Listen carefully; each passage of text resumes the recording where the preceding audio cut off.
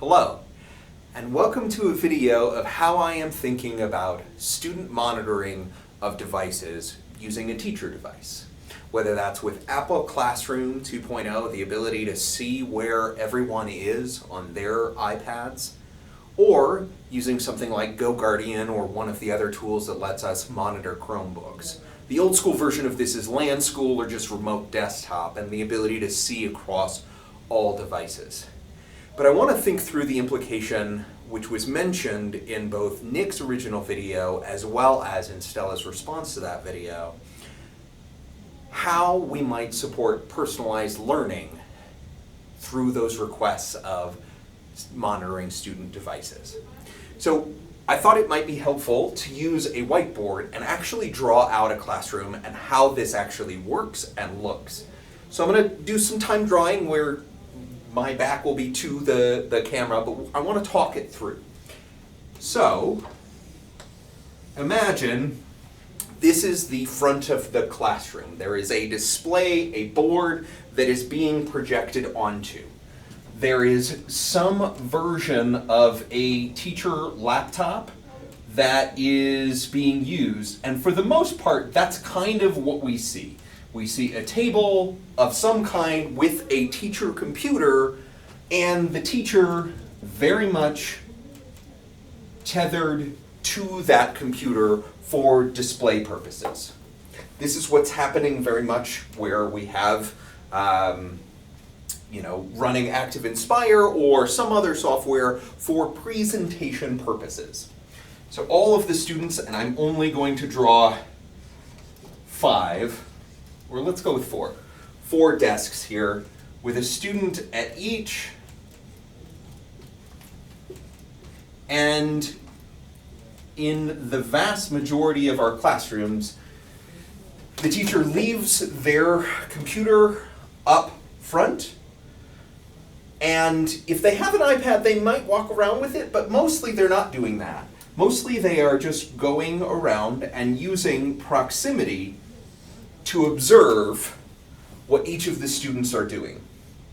And it is this proximity that I think is the core component of student monitoring on devices, or monitoring student devices.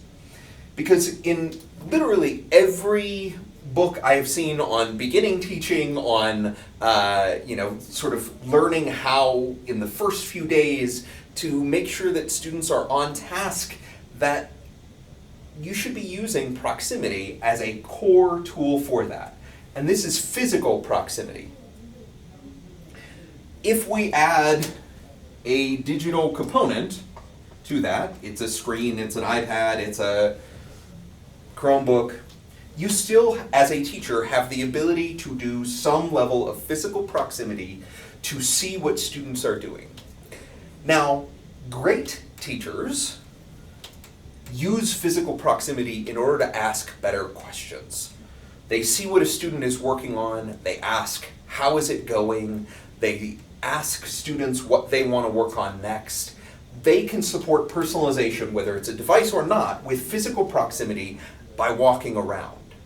This works if students are tethered to their desks, like a teacher is tethered to a board. Now, what happens if the students are clustered in one corner of the room, they've moved all of their desks, or they're not even in the room? They've gone out into the hallway, and there are 4 kids out there, they are somewhere else in the building. Physical proximity becomes much harder when you have these smaller groups because I can't get in between those kids to see what kids are working on. It becomes harder for me as a teacher to ask great questions because I only know what the kids on the outer edges of that circle are working on. If they're working on a piece of paper, I can ask questions, but it's harder for me to support their learning. And that's where the tools come in. And so if you are using the tool to create digital proximity, so if you're using Apple Classroom or you're using GoGuardian or one of the other tools that we have at our disposal, even LAN school, right? If you are using it to create digital proximity and you are not tethered to the front of the room, meaning I am taking the iPad around with me to the other areas and then checking in on what kids are working on.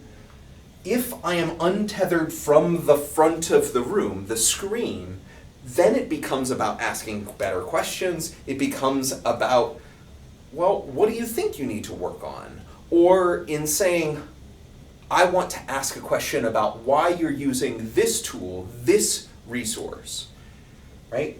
The problem I have with monitoring of students on their devices isn't that you have insight that you wouldn't have otherwise. Like, that's the whole purpose of technology in the classroom, is to be able to do things that you couldn't do before. The problem that I have most with sort of that model of spying on the kids is if you are using it in a punitive way, where you are essentially kicking kids off of sites, rather than a tool for better question asking, for better creation and support along a student's path. Because student personalization, if the students are able to choose what resources they go to, what research they are doing, and especially if they are going to other locations, I want the ability to ask the question, why are you using this tool for your learning? How does this tool better help you in your learning? Why make this choice? And one of the things that I can do if I have digital proximity is I can actually send a message, or I can make that request without actually being in physical proximity. Right? If I'm using digital proximity, I can ask those questions. And the one thing that this requires me to do, if I'm thinking about a personalized learning environment, is to think about how do we become untethered, meaning the teacher becoming untethered from the front of the room, the students becoming untethered from the placement of the desks the way that they are currently. They can go and cluster and be in a group, or they can go elsewhere in the school. And I still know where they are, and I can ask better questions, right? Because essentially, if the student monitoring tool is about asking better questions and better support for teachers in knowing where kids are, then they can support personalization. The problem becomes if the teacher has the purpose of punitive measures or of trying to stay tethered, right? They want to stay at their teacher machine, then that is where it becomes an issue of sort of anti-personalization, of looking at all of the ways in which this tool is actually empowering the wrong things in the classroom. But they're the wrong things anyway, with devices or not. If the teacher is tethered to the front of the room or tethered to their device, that's still bad teaching, right? Like, if you are not using physical proximity to ask better questions, you are using physical proximity for compliance only, or you are using your teacher desk as a fortress. Like, all of those things we know is just not great teaching. And so I think that it becomes just about, well, how do we support teachers in making the right choices with the tools that they have? There is nothing inherent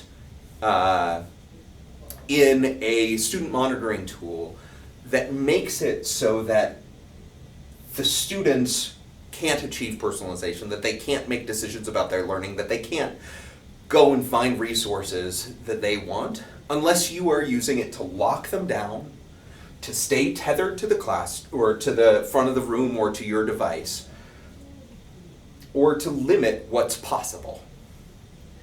In many ways, it provides greater transparency, greater proximity, and greater opportunity for asking better questions with the teachers. So I think we can wholeheartedly recommend these tools. It just requires us to better support the purpose and great instructional strategies, great ways of using these tools to untether from the classroom. It also lets the students project onto this space. It lets the students, in some ways, project to one another, and it lets all of them ask better questions about the student work. Because if I, as a teacher, can ask those questions better, if the students can ask better questions over time, if we know all of the different resources, we can start curating from the student devices. Like, if I have 11 kids that are using different research tools or different ways of demonstrating their learning, that then becomes a resource for the whole class, right? If the student is using WeVideo and the teacher doesn't even know about WeVideo, but then she recognizes that this is a possibility now, it becomes something that is a possibility for everyone. And she may not have known that without some of these tools to be able to know and to ask questions and to support student learning. So yes, you are absolutely right to be hesitant because you are worried that they are going to use these tools for staying at the front of the room or for punitive measures. But used well, these tools become about that empowerment that we're looking for. They become about the personalization. So anyway, I hope that makes a little bit of sense and that this is in direct response to the conversation that we are having. Please do continue this conversation. It is super important and valuable. Thank you so much. I hope you have a great day of teaching, learning, leading, and creating.